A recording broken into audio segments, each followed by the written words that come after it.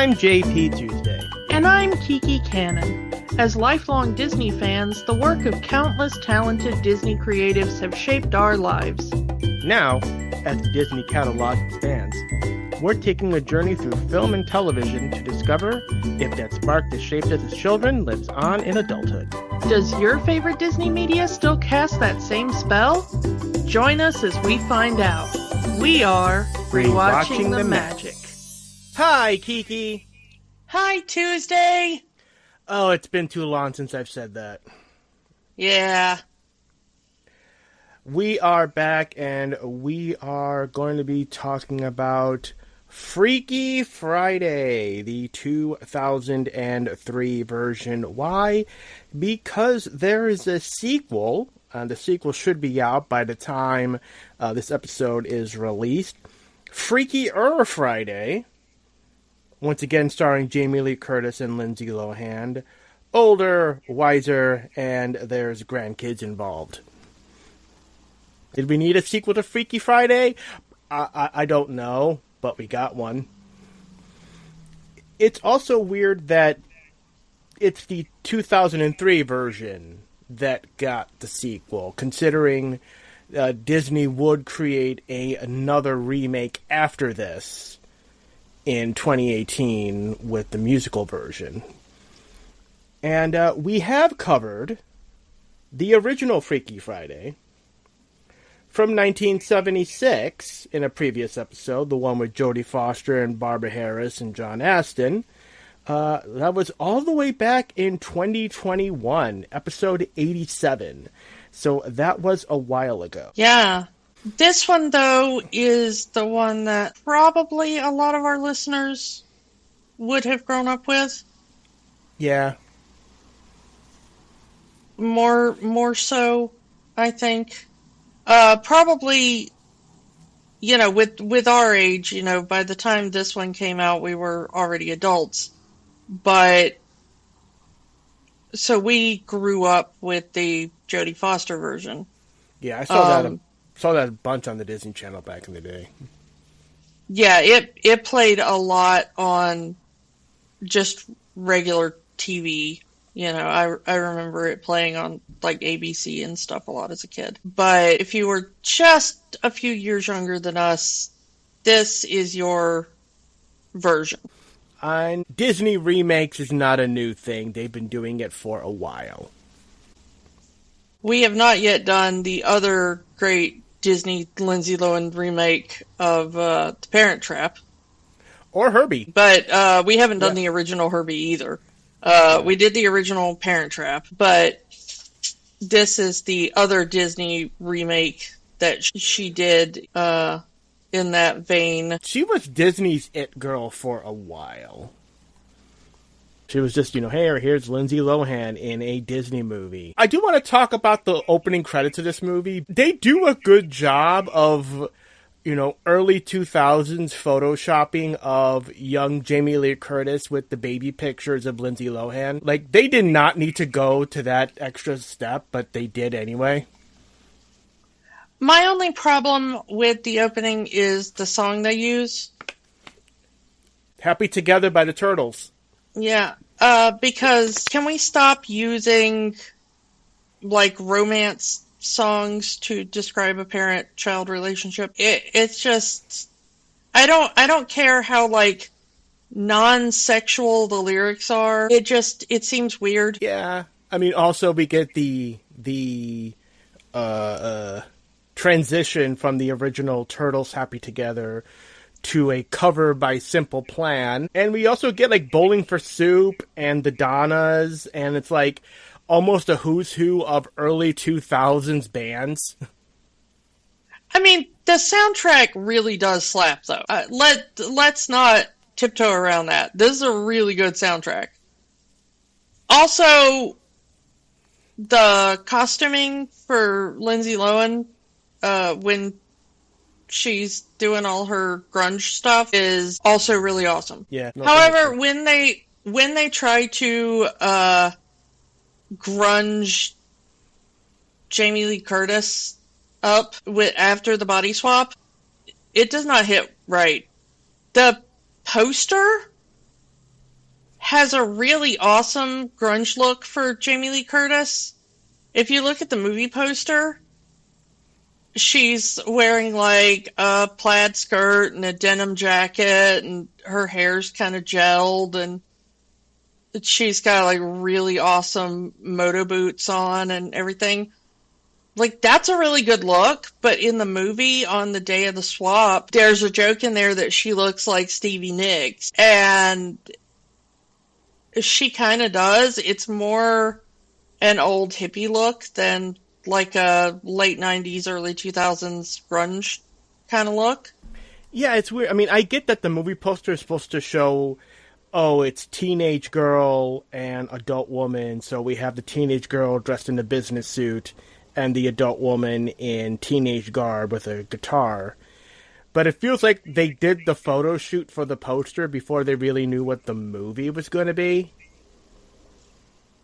But she's got such a great punk aesthetic on the poster, and then the outfit that they put Jamie Lee in for the majority of the movie is, I mean, they kind of nailed it with the Stevie Nicks reference, which is not a bad look, but you don't feel like it's something that Lindsay Lohan's character would be like, hey, this is what's going to look hot right now.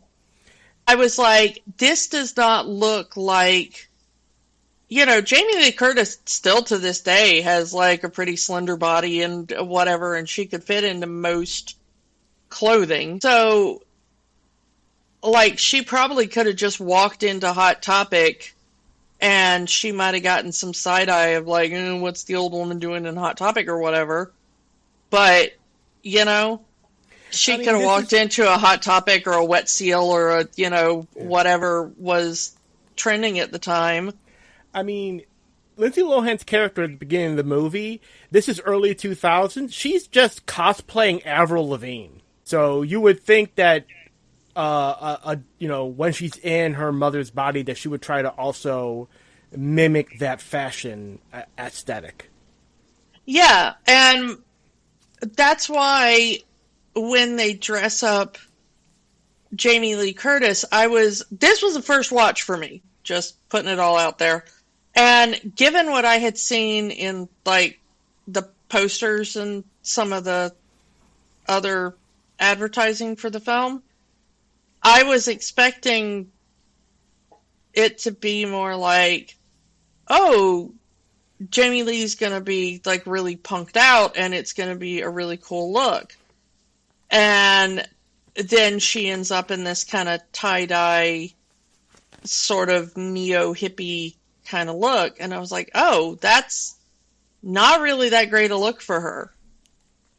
You know, it's kind of boring compared to what I thought they were going to put her in. Mm-hmm.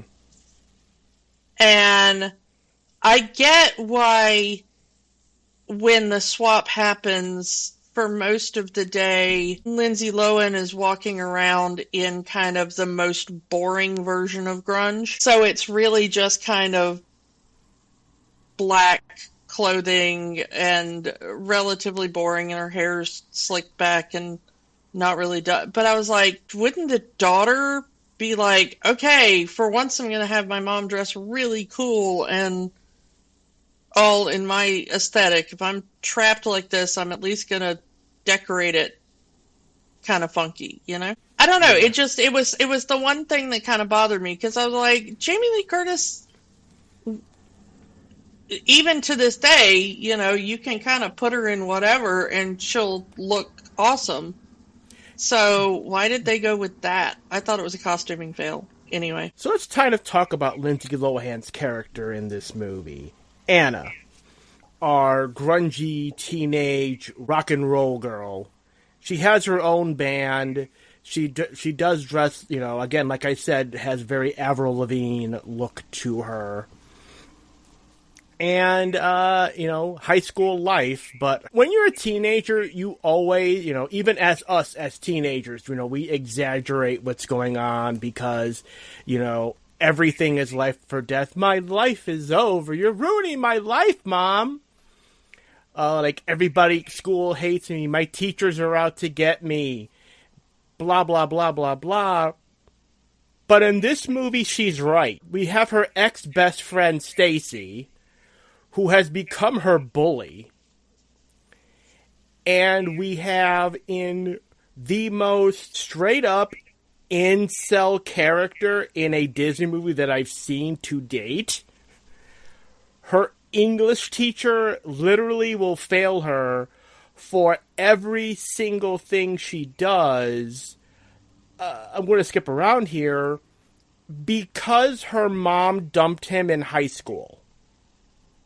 Not dumped him, just refused to go out with him. Yeah, so it wasn't even, they weren't even together. Like, he asked her out to the prom. He asked Anna's mom out when they were teenagers in high school together. He asked her to the prom. She said no. And let's ballpark, because let's go by Jamie Lee Curtis's actual age when this movie came out, so mid-40s.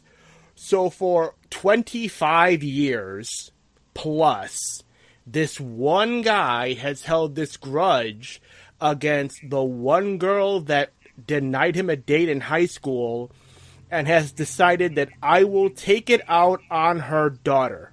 Yeah, and we don't really get it as an audience until the swap happens and the mom actually gives a really detailed answer to a pop quiz.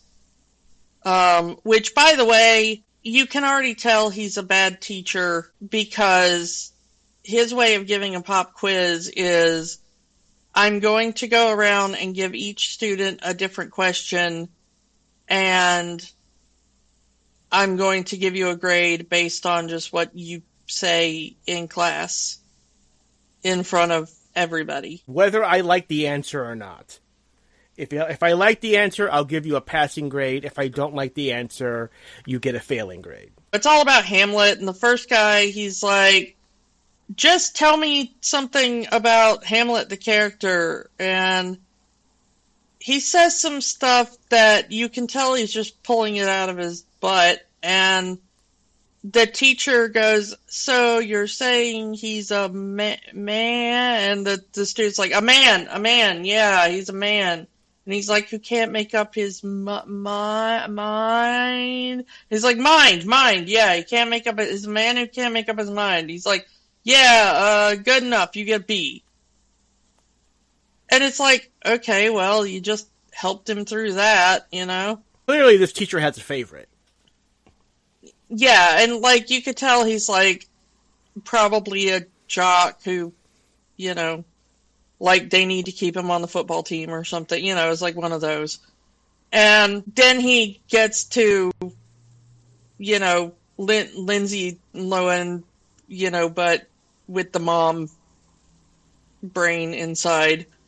And he's like, you know, okay, tell me some of the themes. And she gives this very complex, very correct answer. And he's like, yeah, that's totally wrong, F. And she's like, no, wait, that's like a college level analysis. Why would I get an F, you know?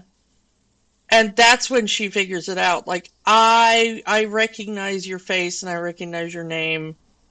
And then she has to go like, my mom told me about you. You know, you asked her out to the prom and she told you no, and she already had a boyfriend and you were creepy, and now you're taking it out on me. For 25 years, to hold that grudge from high school to college, to getting its teaching degree, to becoming a teacher at this school, to finding out one of your students is the daughter of this girl you had a crush on in high school, and has decided that you're going to make this girl's life hell. So yeah, like I said, this is probably the most incel character that we've seen in any of these movies we've discussed. Yeah. You know, talking about other things that the daughter has to deal with, we don't know what happened with her and the former best friend that became the bully, but she's got this like blonde chick, Stacy. I wonder about her mom. Fountain Wayne does do the songs for this movie. Stacy's mom, yeah. But we don't actually know what happened between them and why Stacy became a bully, other than she became a cheerleader. That's it. It's like they were friends since 6th grade. They went different paths in high school. Anna went down the road of starting her own garage band. Stacy became a cheerleader and just turned full mean girl.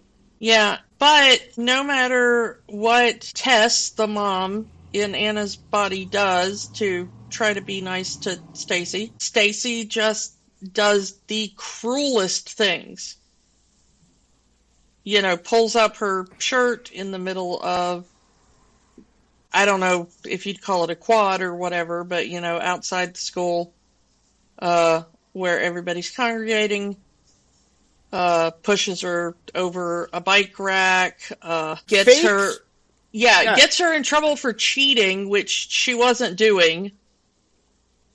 But so Tess in Anna's body tries to get these two to be friends again, and Stacy's like, "Yeah, you're right. You know, let's sit together during this test, and we'll catch up. And we'll try to make it like the old days." And Stacy passes a note to her, and reads it, and then, Anna's cheating. This is why sometimes it hurts to be nice. You try to give someone a second chance, and they stab you in the back all over again. Yeah. At the beginning of the movie, Tess, the mom, is being like, I don't know why you can't get along with Stacy. You used to be such good friends and all this kind of stuff. And she will not accept that her daughter is kind of blameless in this. That it's not anything the daughter is doing. Yeah, right at the beginning of the movie, we see Stacy and Anna playing volleyball in gym, and Stacy is just purposely hitting Anna with the volleyball. So Anna gets some retaliation, hitting Stacy back with the volleyball, and she's the one that gets in trouble and gets in detention. And, you know, as we mentioned earlier, the teacher, Mr. Bate, make your own joke there, purposely fails her for how she answered questions on the test.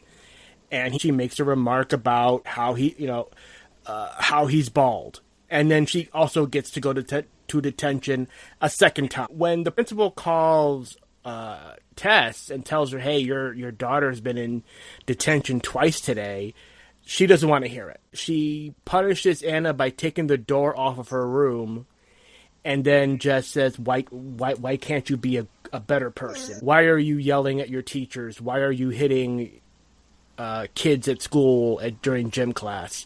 Like it's Anna's fault. And, you know, gotta put this here, because, we find out that Tess is a psychiatrist. And a pretty famous one, because she's got a book out. And apparently it's not her first book. It seems like she's written other books before, because I think they keep saying her new book or something. Yeah, they never say her first book. They say her new book. So she tries to psychoanalyze her daughter, saying that these emotional outbursts are because of, this is a Disney movie, we have a dead dad. Yeah. So, yeah. Unlike the original, the father, we never find out his name, passed away 3 years prior to the events of this movie. And Tess is getting remarried to her new boyfriend, Ryan, played by Mark Harmon, a.k.a. that guy from NCIS.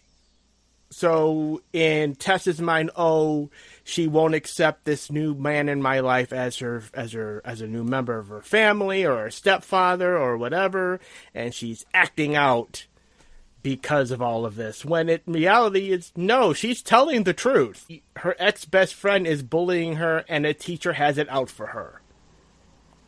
While at the same time, Anna is trying to get the attention of an older boy in school, Jake. He rides a motorcycle, he has a little bit of long hair, and he is also into the same music that Anna is into. But because he is an older boy and rides a motorcycle, Tess is saying, yeah, no. Yeah, I mean, he's still apparently a student at the high school, so he can't be any older than 18. And we find out that Tess is 15, 16 because she has a driver's permit. Yeah, she has her learner's permit, apparently, so she's a minimum of 15. At most, there's 3 years between them, which, at that age, yeah, you could say he's too old for her, depending on, whether, which side of that 18 line he's falling on. But it's maybe not the greatest age difference, he's got his own driver's license because he does have his own motorcycle and everything, and he's working 2 jobs. So, like I said, he's between 16 and 18, between being a student and, the driving and holding down jobs. So, played by Chad Michael Murray. If you were watching TV at this point in 2003, he would have been on One Tree Hill and stuff like that. Yeah, I had to look him up because pretty much all the stuff he was on was stuff I didn't watch, and I was like, oh, I kind of recognize him, but I don't know why I know him. And I think it was just because I remember hearing his name on, Entertainment Tonight or whatever back in the day. But I think the only thing I probably saw him in was, I think he was in that House of Wax movie that Paris Hilton was in. So that was the only thing I recognized him from. And then he was in Agent Carter later on when he was not at the height of his fame anymore. The big dilemma of the movie is a very sitcom-y trope of here are these two events that are happening at the same time, and Anna has to be at both. One, of course, is the rehearsal dinner for her mom and soon-to-be stepfather. The other is a band audition. Her band, called Pink Slip, has an audition at the House of Blues to be part of the Kiss FM Wango Tango concert. And Tess tells Anna, no, you are not ditching your family to go and play rock star. You're going to be with your family. This is very important to me, to your soon-to-be stepfather. So, yeah, and, again, typical teenager, you're ruining my life, Mom. It is very weird. And I like the fact that it's called out in the movie how, Ryan, our soon-to-be stepfather, does not want to be the wicked stepfather trope. And he does everything in his power to not be, but as Tess is describing situations, is kind of making him the bad guy. There's that point at the beginning of the movie where Ryan sees Anna's little brother, Harry, and his friends eating chocolate ice cream before dinner, and he says, hey, you're going to ruin your appetite. And he kind of goes, do you really want this whole stepdad thing to be easy or hard? And he goes, just don't let your mother see it. Which is he's trying to be the cool dad right at the beginning of the movie. He wants to be a stern father, but he also wants these kids to like him because he is going to be part of their family. So it's a very complicated situation for him, made even more complicated that his fiance is now in his stepdaughter's body, and his stepdaughter is in his fiance's body, and they are not telling anyone about it. So he's going on like nothing's wrong, and now all of a sudden these two people are acting very weird for no reason. I kind of wish we had more time with Ryan in this movie, but it's not his story. you know? Yeah, and I kind of thought that they were going to reveal that the brother figured it out because they were dropping a lot of hints that the brother was going to figure it out. Yeah, because we have Tess in Anna's body calling Harry honey. Wait, you called me honey. And all of a sudden, his mom is teasing him like Anna teases him. His sister is kind of treating him with kindness and love the way his mom would. You would think that something would click, and it never does. Right at the beginning of the movie, it also shows that Tess is treating Harry with a little bit more love and affection than she would give to Anna. Like, she does have a favorite. You know, that's the baby, so she's treating him with a little bit more care and, oh, you should know better, you're the oldest. When it's Harry that's kind of doing more of the annoying little brother stuff. Yeah. Very sitcom-y. Like I said, it's very sitcom-y in their humor. To an almost cartoonish level. Not quite cartoonish, but it kind of almost gets there. Maybe I'm the only one that noticed that. Yeah, I thought that it was a bit more sitcom-y than the original film, too. Speaking of compared to the original movie, what did you think about changing the method of the swap? All right, I wanted to get to this. In the original movie, the 1970s movie, it's because it's Friday the 13th. And be careful what you wish for on Friday the 13th. This movie, the cause is... Please forgive me for what I'm saying, but this is how it's described in the movie. Asian voodoo. Yeah, even for 2003, I think that was a bit... I hate to use the word cringe, but it's all that's coming to mind. It's the leftover 90s edginess creeping into the 2000s. All the Chinese characters at this Chinese restaurant have exaggerated accents to absurd levels. Yeah. Because we got Rosalind Chow as Pei Pei, the runner of the restaurant. And, you know, she uses a very over-the-top accent in this movie. Which is not at all her accent. She was born in America, and raised in America. And she can do a very authentic Chinese accent. If you watch Three Body Problem, which she was very good in. The Three Body Problem that was done by Netflix. Let me get that. Not the one that's on Amazon. That was made in China. The one that was done by Netflix. She uses Chinese accent in that, and it's much more grounded. This one is very over the top, very caricature, and all. But I mean, if you watch her in, you know, Joy Luck Club or on Star Trek or, you know, any of that kind of stuff. I mean, or in, she was in the remake of Mulan, which we've talked about a little bit. Then you know that's not how she talks. She's just doing that as a character voice. And wow, I did not like hearing that.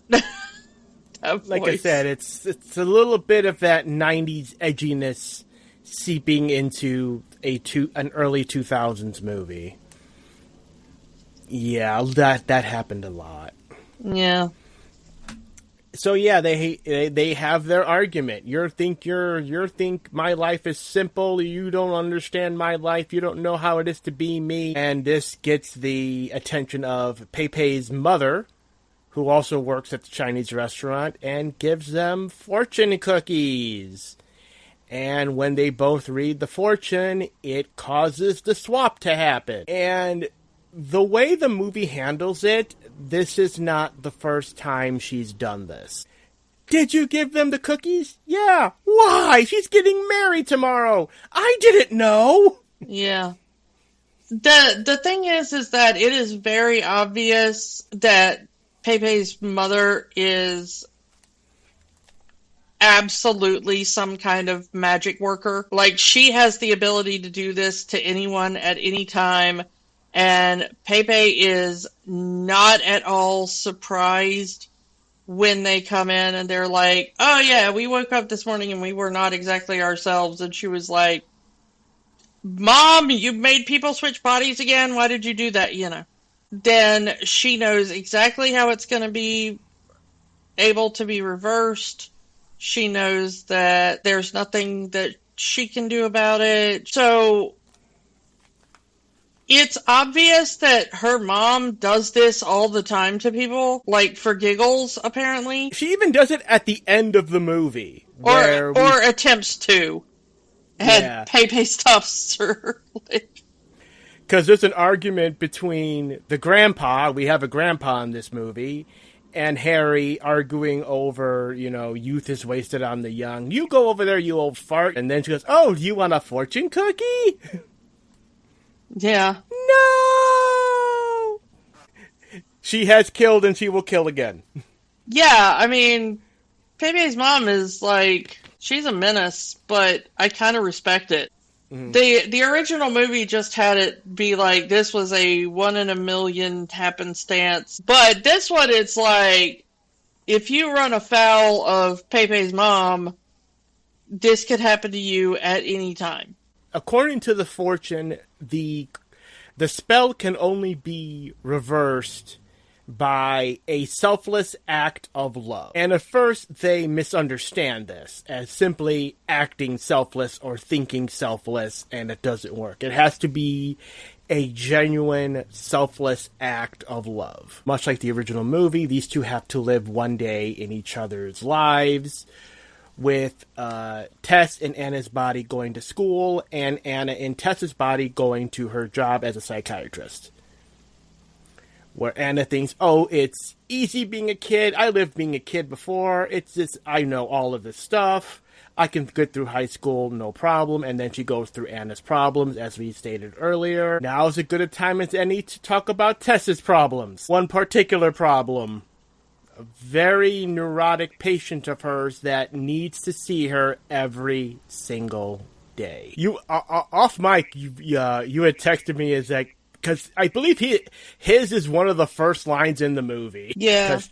Because, we see her at the beginning of the movie and she's with this patient and she says, I'll see you tomorrow, but I'm not going to see you next week because it's my wedding and I'm going to be on my honeymoon. So, and he freaks out. He's like, you're going to abandon me like my other psychiatrist did? You're not going to come back. Man, you got more problems than even you realize. As he says right at the beginning, how was your day? Oh, well, my day started really great, then I got out of bed. Same, dude, same. Yeah, the day always starts really well, and then you wake up, and that's always a bad idea. So now Anna in Tess's body has to learn how to be an adult, taking calls and being a psychiatrist, even though she's, a teenage mind. As Tess in Anna's body tells her, you're not qualified to do this, but you have to do this. Just listen to what they say, nod as you're listening to them, and then ask them, how does that make you feel? It feels like Tess has been going through the motions with this job for a while, if she can just easily tell her daughter that. But now you've given a teenage girl several credit cards, and now you have this teenager with adult money. Of course, she does her little shopping spree, gives her mom a new haircut, and the ear piercing that she's always wanted that her mom told her you can't have. But at one point during that whole thing, she's sitting there with one woman who talks about being worried about that her daughter is becoming romantically involved with a boy, as she has written about this boy in her diary. And then, Anna and Tess's body just goes, wait, you read your daughter's diary? Like, that is a major breach of trust there. You can't do that. And, don't be worried about if your daughter is doing it, because if she's writing it in her diary, then she's not doing it. Otherwise, she would be doing it. Yeah. It's a nice little message there of trust your kids to make the right choice if you've raised them to make the right choice.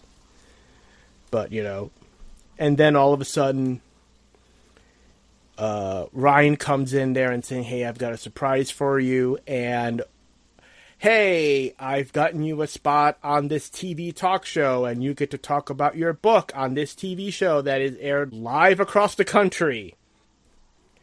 So now she has to pretend to be her mom to talk about a book she's never read and trying to talk about psychiatry stuff that she knows nothing about. It's a funny moment with Jamie Lee Curtis using, teenage slang and trying to say, hey, people are stressed out because they choose to be, and it's like, hey, if you don't want to do it, don't do it. If you want to do it, do it. If your kids don't want to hang out with you, then don't bother with it. Sometimes they like being alone. If you don't want to clean the house, don't and say you did anyway. If you don't want to cook, get takeout.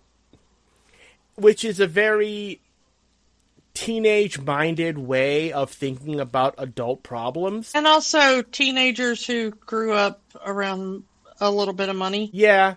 I mean, her mom is some level of fame as a psychiatrist with at least one book in publication, if not more, and famous enough to get on a talk show, and rich enough to do a full rehearsal dinner. This is not just we're going to get together and figure out who's going to sit where and practice something. No, this is a full banquet dinner before the wedding, which will also have a full banquet dinner. It's possible that this school that she's going to is also for financially well-off families. Except for her love interest who apparently has to work 2 jobs to support himself, and we never hear him talk about his parents. Yeah. Maybe he's there on a scholarship. I don't know. Because he seems to work for the school as like some kind of janitor or something. And then he also works at a coffee store.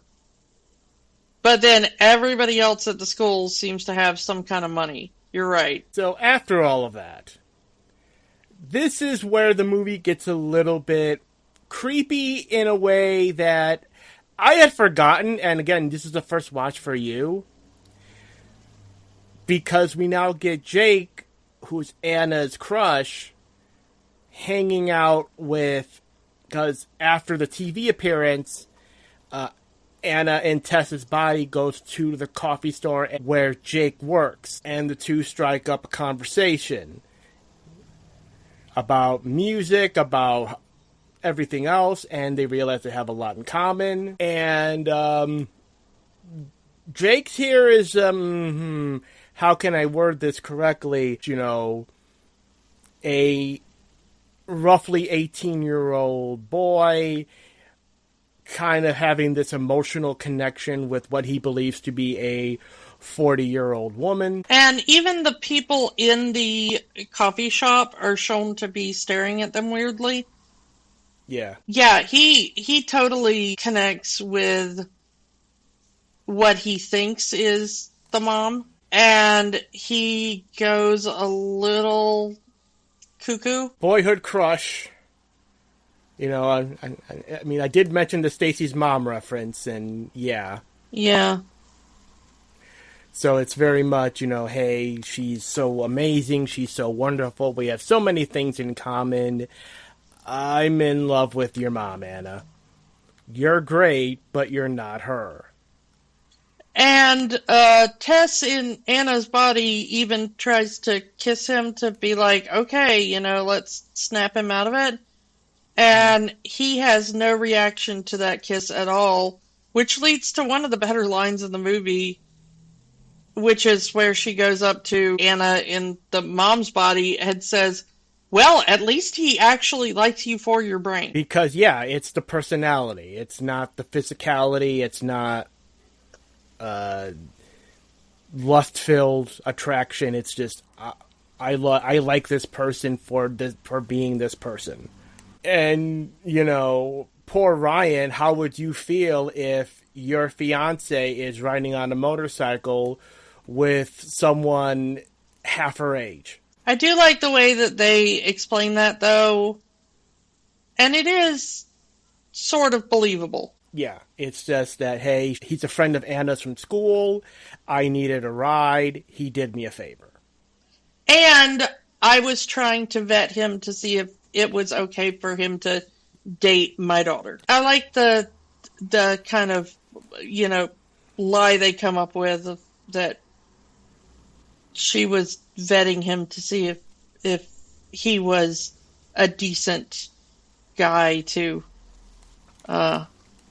date the daughter.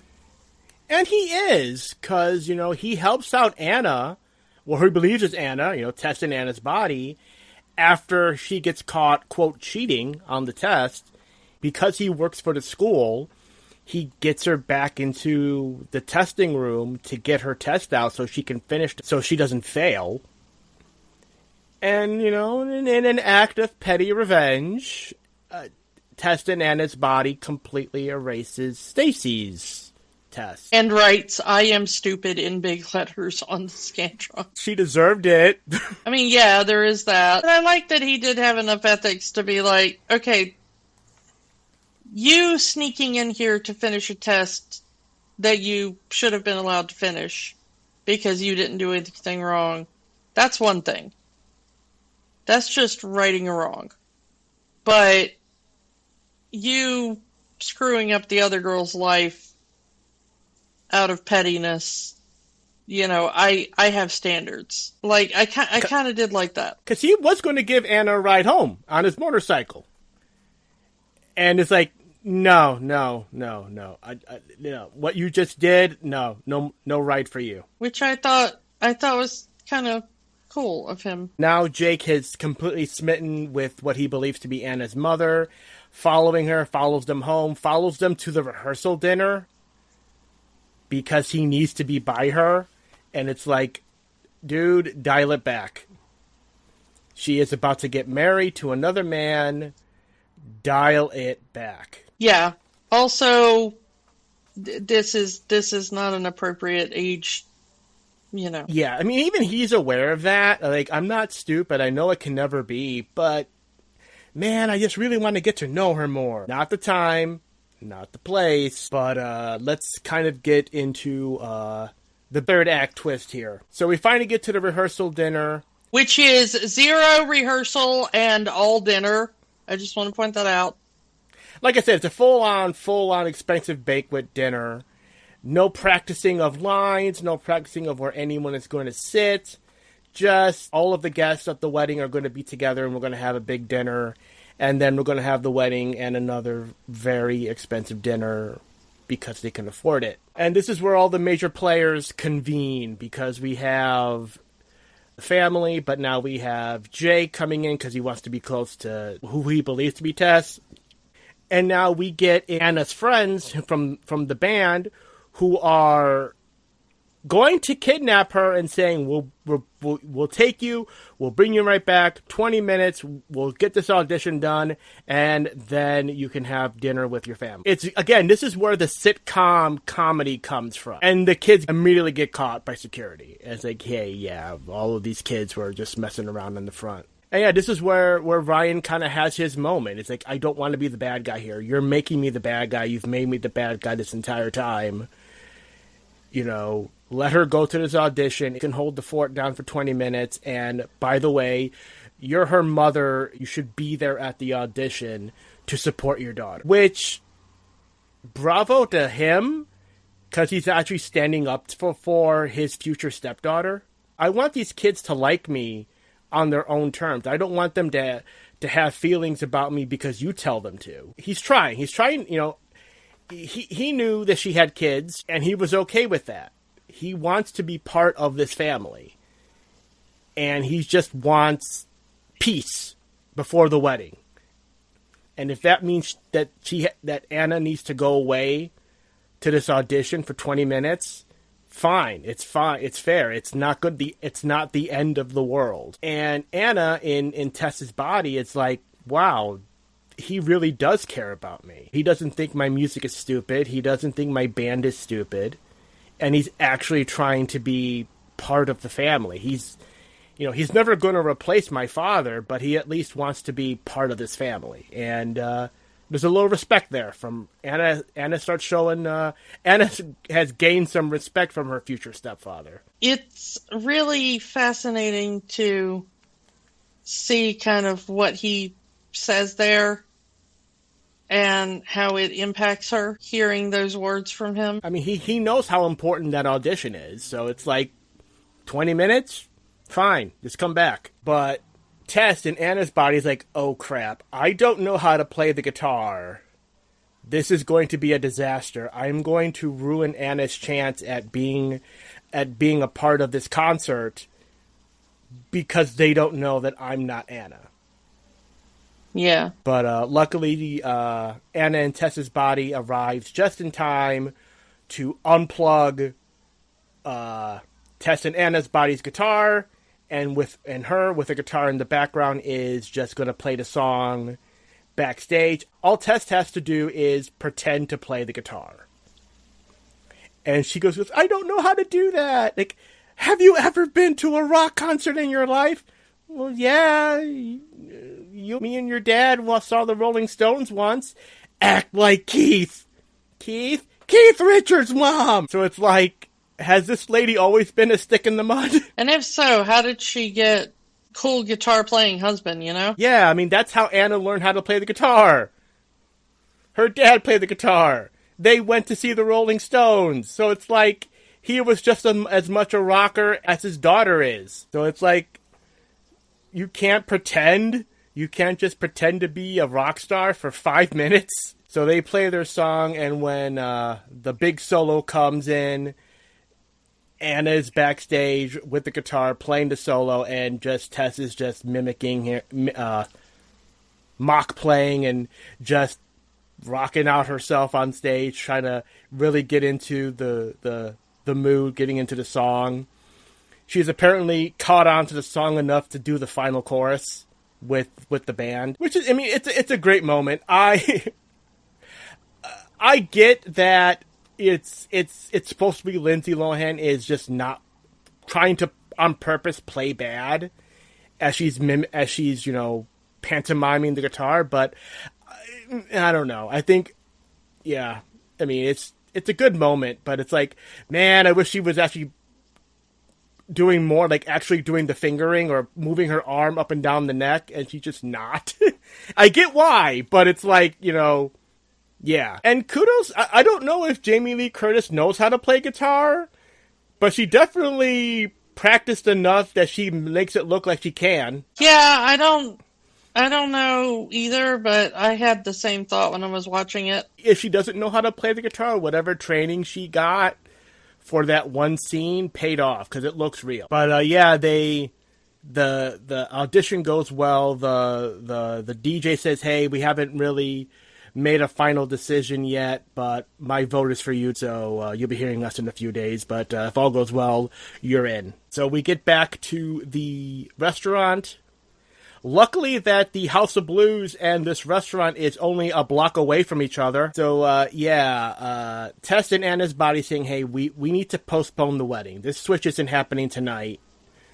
So I need you to be me and tell Ryan we're postponing the wedding, because I'm not going to put you through marrying him like this. We need to hold off. And it's like, after all of this, Anna and Tess's body decides to make a toast to, I guess that was supposed to be her cue to call off the wedding, but after hearing her future stepfather just give her this big pep talk earlier in the movie that, we just talked about, she has this great speech, and it's great acting on Jamie Lee Curtis. She talks about, 3 years ago, we lost a husband, we lost a father, and no one will ever replace him in our hearts, but, we got a great guy in Ryan who wants to be part of our family, and you know what, he's a great guy, and he'll never replace the family we had, but together we can make a new family.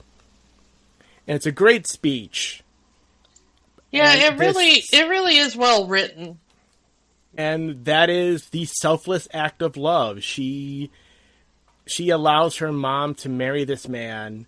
He'll never replace the father in her heart, but it's not replacing a member of an old family, it's creating a new family. Which is a cool way to look at having a stepfather, and that's enough to make the switch back. Although, unlike when they switched the first time, this time everybody feels the quote-unquote earthquake that happens, which I found kind of vaguely confusing. Yeah, so we get to the wedding, and yay, everyone happily ever after. New step family, everyone happy. Jake and Anna kind of reconcile and have their little moment. And they kiss once again as Anna says, hey, that you said I kissed you. Why don't you remind me what that kiss feels like? And it looks like there's something starting there. But considering that the new movie is Lindsay Lohan's character marrying a second husband, I'm guessing this relationship doesn't last. Yeah, I don't know. And we have we mentioned the little moment between the grandpa and Harry having their little argument. But the movie ends with, what else? This is a Lindsay Lohan movie. Lindsay Lohan singing a song with her band. Because this is when Lindsay Lohan had a music career. So, Kiki, since you said this was your first watch of this version of Freaky Friday, what did you think of it? I thought it was cute. I was honestly expecting kind of a worse movie. Honestly, I don't really expect much from remakes. But I was pleasantly surprised. Like I said, I did not remember this movie being this level of sitcom-level comedy. And the sitcom-y trope of I have to be in two places at once with this switch bodies trope. But I found the movie more entertaining than the original. I still think the original is the better movie. But I understand why this movie became such a important movie for our generation and the younger millennials generation. Still don't know why we're getting a sequel to this movie. I don't know why we're getting a sequel to Freaky Friday. Period. But it's happening, and yeah, again, we have not seen the sequel yet. I'm just going by what I've seen in the trailer. As, it's 20 plus years later. Anna now has a teenage daughter of her own, and she is getting married to a second husband who also has a teenage daughter of his own, and chaos ensues. So, Kiki, does Freaky Friday 2003 have the magic? I think it does. I think it holds up minus, one or two things that didn't age particularly well. I will agree. Like I said, I do prefer the original Jodie Foster movie over this. But this movie is better than I thought it would be. Not as good as I remember it being. But there's still some magic in this movie because, again, it's lasted this long. There is an entire generation who grew up with this movie. And, whether I like it or not, there's a reason this movie is getting a sequel, even if it's, 20 plus years later. So, yeah, I will say that this movie has the magic. As for next week, speaking of sequels to old properties, As we are recording this episode, a new season of King of the Hill just dropped on Hulu and Disney Plus. So, in honor of the new season, the new series of King of the Hill, we are going to be doing a King of the Hill retrospective, going through the original series, some key episodes, some key moments, and we're gonna see how much of the old show still holds up today. So get your propane and propane accessories ready as we go down to Arlen for King of the Hill next week. So come back for King of the Hill next week, and we'll talk to you all next time. Bye. Bye. Don't let the magic stop here. Keep the conversation going. Find us on Facebook, Instagram, and Threads at Rewatching the Magic. We are also on Blue Sky, rewatchingthemagic.bsky.social. And new episodes are available at rewatchingthemagic.podbean.com and youtube.com/@rewatchingthemagic. Remember, the magic is for everyone. It only stops if you let it. We know that right now, things are tough. But in the words of Jim Henson, the only way the magic works is by hard work. But hard work can be fun. Check out our show notes for ways that you can help.